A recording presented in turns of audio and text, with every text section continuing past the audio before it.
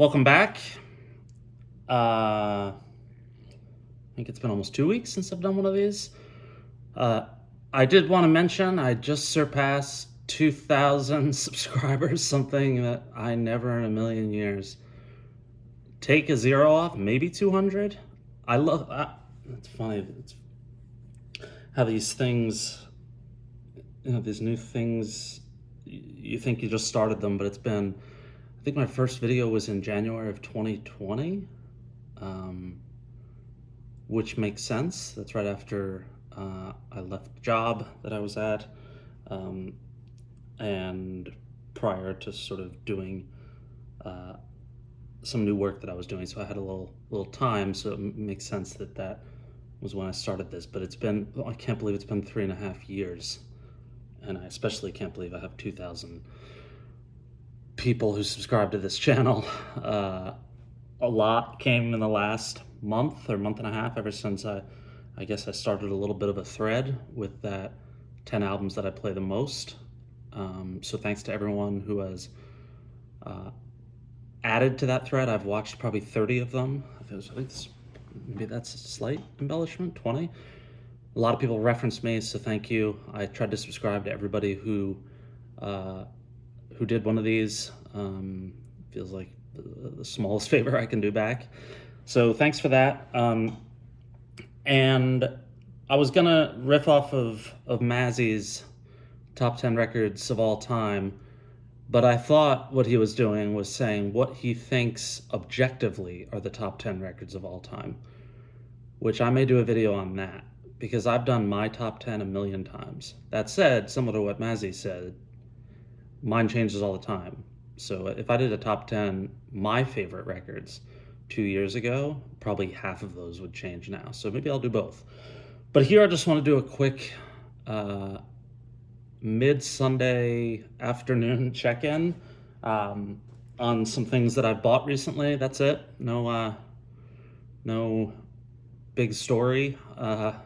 This hat is from the Hi How Are You project. If you're not familiar with them, it's hihowareyou.org. It was started after the great Daniel Johnston passed.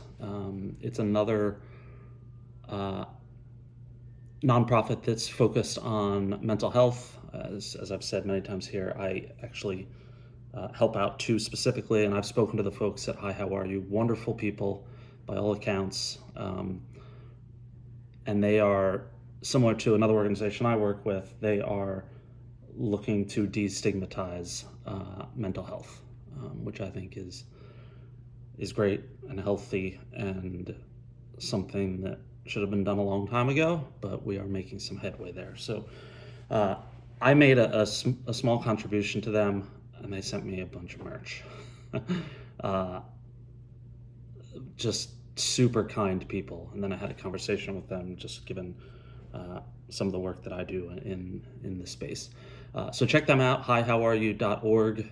I'm almost positive that's correct. You can buy great Daniel Johnston merch, sweatshirts and hats and mugs, and for the wonderful Daniel Johnston, who I saw live once, and he was tremendous. So just some recent pickups. Here's one. I wonder if a lot of you are familiar with this record. This is the Eels record, Blinking Lights and Other Revelations, which is one of my favorite records of the 2000s. I think it came out, initially in 2005. This is a reissue. It's like beautifully packaged, and I actually have the box set of this. I don't think there were many made. My mother got it for me for either my birthday or Christmas when it came out. It's got his memoir, which is one of the best memoirs I've ever read. Mark Oliver Everett, the lead guy from the Eels, wrote a memoir called, it's a song from here, Things the Grandchildren Should Know. Is that it? Things. Yes, it's the last track, Things the Grandchildren Should Know. Incredible book. This record is excellent. I'd give it 4.5 out of 5. Pitchfork 9.0, 9.1. Check this record out. I listened to it yesterday twice. Just tremendous record. Rhino has been, I guess, reissuing a few records. They've really started to expand their back catalog stuff, which I think most of their stuff is back catalog. I buy almost everything Rhino puts out, few exceptions, but they just released this Aretha Franklin Soul 69. Really excited about this, just got it a few days ago. And along with that, also from Rhino, I got this. Love this cover. Love the font. Love Man, Otis Redding. So also, I think it's Rhino. Yeah, it's got to be Rhino. Yep, Rhino Entertainment. Rhino, you folks, if you ever watch my videos, I know some folks who work at Rhino, and if you watch my videos, thank you. You guys just do an unbelievable service to hardcore music fans or even casual music fans who like what you guys put out. Just a wonderful job, and you're very good people. At least the folks that I've met at Rhino, just really real music folks. Wonderful place. This was a reissue. I talk about Justin Townes Earl all the time, of Midnight at the Movies, from Newberry Comics in Boston. Looks like they only did 500. This is a really good record. I'd say it's, in my opinion, I guess, it's his second best after Harlem River Blues, which is probably a 10.0. Got this Nuggets box set. I think this is also Rhino. Yes, it is. They should have a subscription. Maybe? Similar to Final Me Please. I don't know if it makes sense financially, but if they had a subscription, as long as I still have the means, I would most likely subscribe. Maybe it get reduced, just like Final Me Please. I don't know. Maybe something for Rhino to think about.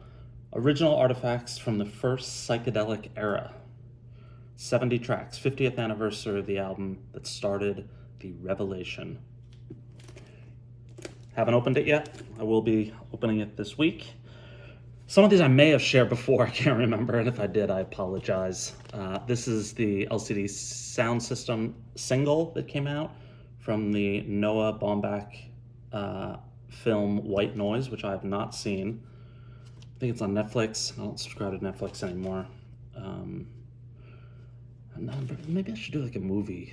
I think I did one like 2 years ago, but I'd be very curious to get film recommendations. I typically find that people who are music fans like we are, sort of the insatiable appetite to find new music and talk about music, they usually folks like that usually have great taste in movies and books as well. I used to watch in the 90s. I thought 90s was an incredible era for film, independent movies. I was living in New York, going to movie theaters throughout New York all the time, and just saw so many great independent films. But I don't see much anymore. I don't really know where to find them. I do dig around, look at Metacritic for ratings. And the only film that I've really liked of late, last few years, like a lot, was After Sun, which I've seen twice or 3 times. It obviously hits home for reasons that anybody who has seen it will know. It probably hits home for a lot of people. But just a wonderful independent film, beautifully shot. Acting was tremendous. But that's another video. Come On, Feel the Lemonheads. I was really happy to see this reissued. This and It's a Shame About Ray are just fantastic records. So this came out in 1993, reissued in 2023 on the same label, 30 years later, Fire Records. Into Your Arms, Big Gay Heart. What else do we got? It's sort of The Great Big No. It's About Time is a great one. Written, I don't know, it was written for Juliana Hatfield. And they now put For Big Gay Heart, Against Violence in parentheses. I don't know if that was originally there. But this is just really good record. I think I saw Evan Dando once. So NME calls this the perfect pop album, 5 stars. I think I saw him at South by Southwest maybe, and it wasn't good. I know he's had his struggles with, I think, addiction. But I am a huge fan of Evan Dando, especially the 2 records that I just mentioned. This is one of my Vinyl Me Please choices. A great record. I think it still holds up very well. I have mentioned that I saw the Strokes. I've probably mentioned this 50 times. I saw the Strokes in Harlem at the Apollo, and I think it was New Year's 1998 into 99, or 99 into or 2000 to 2001. Maybe it was the last one. When did this come out? 2001, I think. It was the Strokes and Guided by Voices, one of the greatest music nights of my life. Went with my buddy Brian. We then went to a bar down on Houston Street, and I'll never forget, we opened up the door to the bar and the sun was out. we were still in the bar until like 7 a.m. I think the show ended around 2 or something, and then we took the subway down to a bar that we like on Houston, filled up the jukebox, and when we left, I think we both lived in Brooklyn at the time. I lived in Brooklyn, I think he did. And we shared a cab back to Brooklyn maybe at like 7 or 8 in the morning, maybe even 9. It was a wild night. Another Vinyl Me Please, anything Waylon Jennings I will get. The Taker / Tulsa. I don't know that I've ever heard this record, so I'm really excited to hear this. Everything I listen to by Waylon Jennings I love. Next to Johnny Cash, he may be my favorite pure country artist. Or Johnny Cash, like Buck Owens a lot, Merle Haggard, and then a lot of contemporary folks. Lucinda Williams, who I consider sort of folk country, Americana, Steve Earle, but Waylon, Jason Isbell, of course, but Waylon, man, he is great. Chrome Dreams, the new Neil Young. I played this, let me put it up the right way, that way. Played this digitally to see if I would enjoy it. I did, so I picked it up. Debut release of the legendary 1977 Lost album, 12 classic Neil Young songs. Pocahontas, Star of Bethlehem, Like a Hurricane, Powderfinger, Look Out for My Love. Man, just great songs. So I'll be listening to that. This, I don't really do the rare records that often, but this one holds a lot of meaning for me. The Dream Syndicate, The Days of Wine and Roses. This was available on Record Safari. If you don't know him, his name's Alex Rodriguez, like the baseball player. He was in a documentary called Record Safari, where he basically travels all over the country buying records. I went to his record store in or outside of LA a few months ago. It was great. He was there, took a photo with him. He was such a sweet guy. But he updates his website regularly with really good stuff, and this was on there. One of my close friends from New York gave me this record at his wedding. This and a record by the Sixths, which is I don't know why I'm blanking. But this was one of the two. He gave these to me on Stephen Merritt from the Magnetic Fields. That's what I was trying to think of, the band The Sixths. But he gave me this, and this was only $20, an original pressing. Reminds me, a couple weeks ago, I saw an original pressing of The Modern Lovers at a record store by me, and it didn't have a price on it, and I was like, hey, I'll take that. It was behind the counter, so it was clearly going to be a lot. And he looked it up on the computer, and he said something like, yeah, it's $320 or something, so I didn't get that. I don't know, maybe I'll find it one day. I do love that record a lot. And then finally, this came from the archivist and our friend Todd at Lost Mixtapes. I will put a link to his channel. He's got a great channel. He does this cool thing where he puts whatever record he's talking about on the windowsill behind him. I think it's really funny. I don't know why.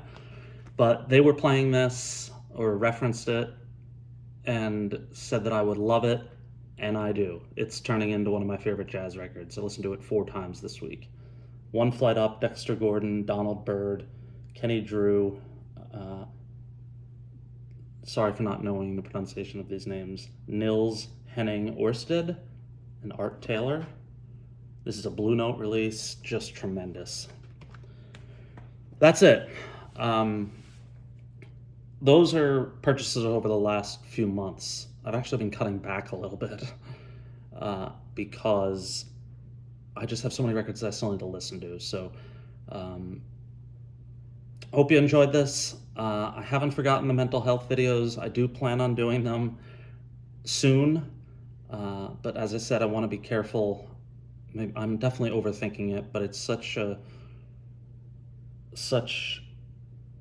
an important topic that I don't want to get it wrong, but I'm just going to put the videos out shortly. It's only my story. It's not, I'm happy to pass along what has worked for me and what has helped me, but I'll probably just leave it at that. So hopefully those will come soon, and then the top 10 records thing I may do soon. I hope you all are having a good Sunday. Check out the Hi How Are You project, and I will see you soon. Take care.